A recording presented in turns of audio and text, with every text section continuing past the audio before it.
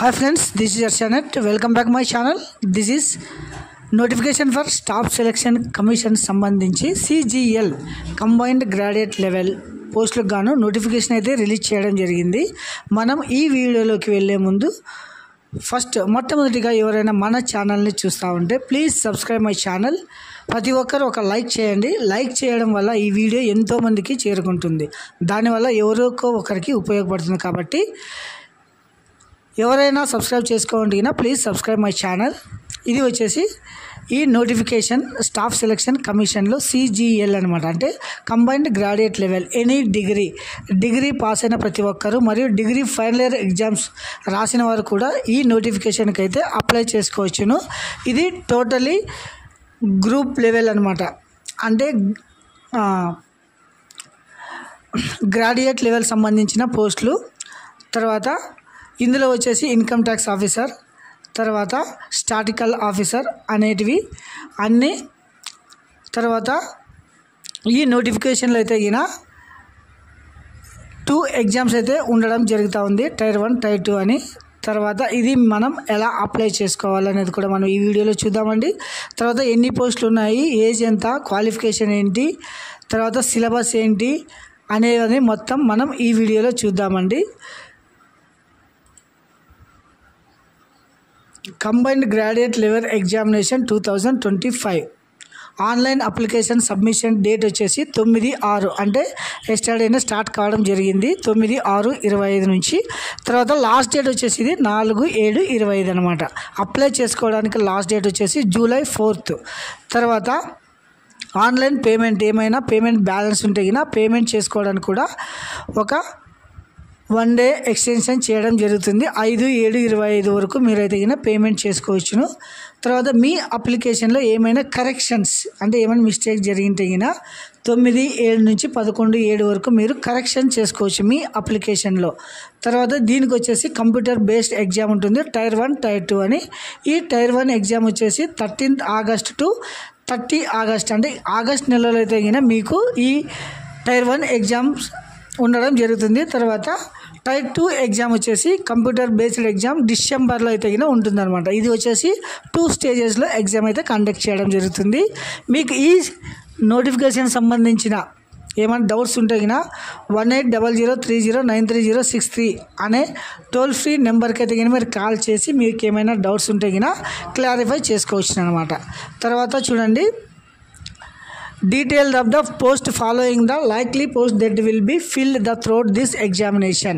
ఇది వచ్చేసి pay scale వచ్చేసి 44,900 నుంచి 1,42,400 వరకు పే స్కేల్ ఉంటుంది. లెవెల్ 7 అనమాట. నేమ్ ఆఫ్ ద పోస్టు, తర్వాత క్లాసిఫికేషన్, తర్వాత ఏజ్, తర్వాత మినిస్ట్రీ ఆఫ్ డిపార్ట్మెంట్ అంటే మీకు పోస్ట్ వస్తే ఏ మినిస్ట్రీలో మీరు ఉద్యోగం చేస్తారనేది ఒకసారి ఇందులో చూడండి.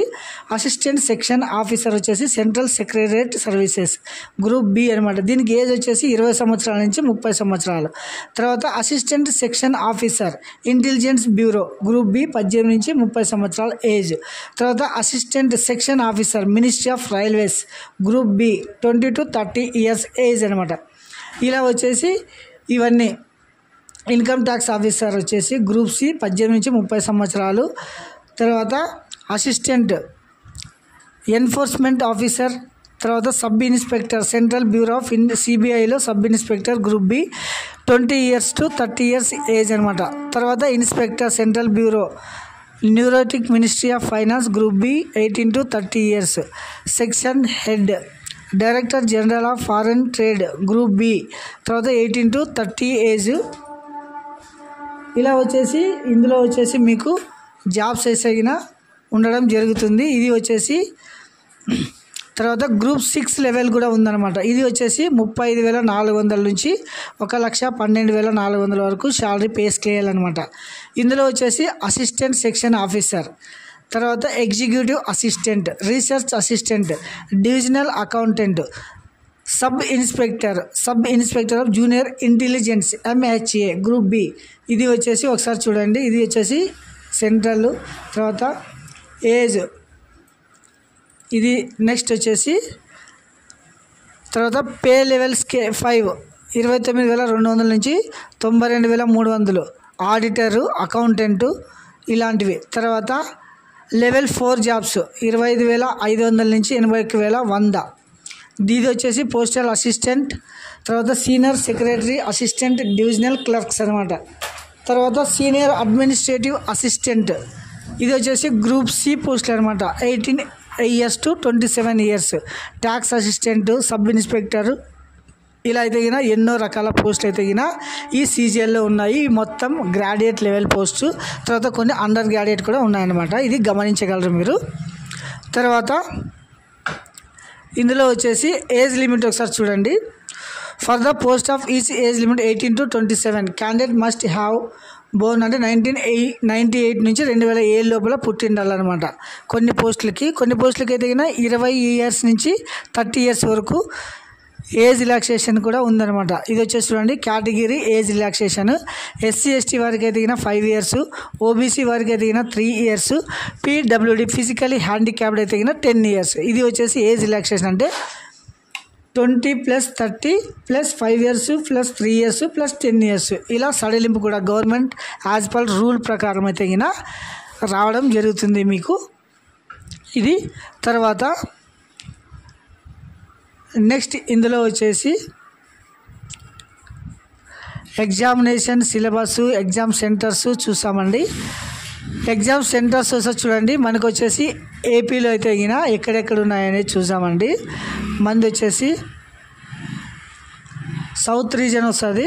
ఇక్కడ చూడండి చీరాల, గుంటూరు, కాకినాడ, కర్నూలు, నెల్లూరు, రాజమండ్రి, తిరుపతి, విజయనగరం, విజయవాడ, విశాఖపట్నం, చెన్నై, కోయంబత్తూరు, మదురై, సేలం ఇలాంటివన్నీ మనకి సౌత్ రీజన్లో ఎగ్జామ్ సెంటర్స్ అయితే వస్తాయన్నమాట. సౌత్ రీజన్ అంటే ఆంధ్రప్రదేశ్, తమిళనాడు, తెలంగాణ, పాండిచ్చేరి ఇవన్నీ వచ్చేసి సౌత్ రీజన్ కిందకి వస్తాయన్నమాట. మీకు వచ్చేసి ఎగ్జామ్ సెంటర్స్ ఇక్కడ కూడా ఉన్నాయి, గమనించగలరు. తర్వాత సిలబస్ చూడండి. Scheme of tier 1 examination. Tier 1 ఎగ్జామ్లో అయితే మీకు syllabus general intelligence and reasoning 25 marks 50, 25 questions. Each క్వశ్చన్కి 2 marks అనమాట. మొత్తం 50 marks ఉంటాయి. తర్వాత జనరల్ అవేర్నెస్ వచ్చేసి 25 questions 50 marks. క్వాంటిటీ ఆప్టిట్యూడ్ వచ్చేసి 25 questions 50 marks. ఇంగ్లీష్ కాంపిటీషన్ వచ్చేసి 25 questions 50 marks. అంటే ఈచ్ క్వశ్చన్కి వచ్చేసి మొత్తానికి 100 questions అయితే ఉంటాయి. 200 marksకి అయితే ఉంటుందన్నమాట. ఇది వచ్చేసి తర్వాత టైం 1 hour. ఇది వచ్చేసి ఎగ్జామ్ సిలబస్ అనమాట టైర్ 1కి సంబంధించింది. తర్వాత టైర్ 2 ఒకసారి చూడండి. ఇందులో వచ్చేసి సెక్షన్ 1, సెక్షన్ 2 అని ఉంటుందన్నమాట. తర్వాత ఇది వచ్చేసి నోటిఫికేషన్ అంటే బ్రీఫ్ నోటిఫికేషన్. ఇది మీకైతే సిలబస్ ఇంకో వీడియోలో అయితే ఎక్స్ప్లెయిన్ చేయడం జరుగుతుంది. కాబట్టి మీరైతే ఇప్పుడు బేసిక్ డీటెయిల్స్ అనమాట అంటే క్వాలిఫికేషను, తర్వాత ఎలా అప్లై చేసుకోవాలి అనేది చూసామండి. ఇది వచ్చేసి క్వాలిఫికేషన్ వచ్చేసి ఎనీ డిగ్రీ అనమాట. ఏ డిగ్రీ అయినా కానీ, ఓపెన్ డిగ్రీ కానీ, సెంట్రల్ డిగ్రీ కానీ, అదర్ యూనివర్సిటీ కానీ, ఏ గ్రాడ్యుయేట్ అంటే బీఏ కానీ, బీటెక్ కానీ ఇలా ఎనీ గ్రాడ్యుయేట్ కంప్లీట్ చేసిన ప్రతి ఒక్కరు ఈ పోస్టులకి అయితే మీరు అప్లై చేసుకోవచ్చును. తర్వాత ఇది ఆన్లైన్లో ఎలా అప్లై చేసుకోవాలంటే ఇది వెబ్సైట్ ssc.gov.in అనే వెబ్సైట్లో వెళ్ళాలి. ఇక్కడ చూడండి లాగిన్ అండ్ రిజిస్టర్ ఉంది కదా, ఇక్కడ క్లిక్ చేస్తే ఇలా ఓపెన్ కావడం జరుగుతుంది. లాగిన్ అంటే ఆల్రెడీ మీరు ఇంతకుముందు ఎస్ఎస్సిలో అప్లై చేసుకుంటే లాగిన్ చేయాలి. లేదు అంటే మొట్టమొదటిసారిగా రిజిస్ట్రేషన్ నౌ ఇలా రిజిస్ట్రేషన్ 1 time రిజిస్ట్రేషన్ అయితే ఓపెన్ కావడం జరుగుతుంది. ఇందులో వచ్చేసి మీరు పర్సనల్ డీటెయిల్స్, తర్వాత పాస్వర్డ్ సెట్ చేసుకోవాలి. అడిషనల్ డీటెయిల్స్ ఇచ్చే డిక్లరేషన్ ఫామ్. ఈ 4 steps కంప్లీట్ చేసే మీకు ఒక 1 time ప్రొఫైల్ రిజిస్ట్రేషన్ నెంబర్ అయితే రావడం జరుగుతుంది గాయ్స్. దీని తర్వాత మీరైతే లాగిన్ చేసేసి ఇలా రిజిస్ట్రేషన్ నెంబర్, పాస్వర్డ్ సెట్ చేసుకుంటారు కదా, క్యాప్చా కొట్టి లాగిన్ చేసి మీ మొత్తం అప్లికేషన్ అయితే కంప్లీట్ చేసుకోవడం జరుగుతుంది అనమాట. ఇది వచ్చేసి ఎస్ఎస్సి సిజిఎల్ సంబంధించిన జాబ్స్. ఎలిజిబుల్ ఉన్న ప్రతి ఒక్కరు దీనికి అప్లై చేసుకోండి. మంచి అంటే ఇది వచ్చేసి గెజిటెడ్ ఉద్యోగాలు అనమాట. Gazetted, non gazetted, central government, well settled and ఎవరెవరైతే కాంపిటేటివ్ ఎగ్జామ్కి అయితే ప్రిపేర్ అవుతున్నారో ప్రతి ఒక్కరు దీనికి అప్లై చేసుకోండి. ఇవి వచ్చేసి central government jobs. Don't miss it.